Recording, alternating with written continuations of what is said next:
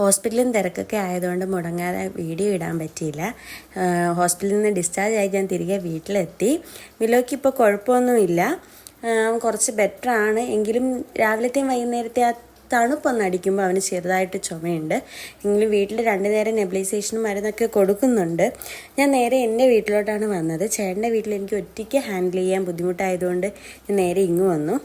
ഇവിടെ അമ്മയോ അനിയത്തിയോ ഉള്ളതുകൊണ്ട് എനിക്ക് കുറച്ച് ഹെൽപ്ഫുള്ളാണ്. പിന്നെ വൈകുന്നേരത്തെ തണുപ്പൊക്കെ ആയതുകൊണ്ട് ഞാൻ അവനെ അങ്ങനെ കുളിപ്പിക്കാറില്ല, ജസ്റ്റ് ഒന്ന് തുടച്ചെടുക്കാറേ ഉള്ളൂ. പിന്നെ ഈ വരുന്ന വെള്ളിയാഴ്ച നമ്മുടെ വീടോടെ ചോറൂണാണ്. അതുമായി ബന്ധപ്പെട്ട പുതിയ പുതിയ വീഡിയോസുകൾ ഞാൻ ഇനി അങ്ങോട്ട് ഇടുന്നതായിരിക്കും.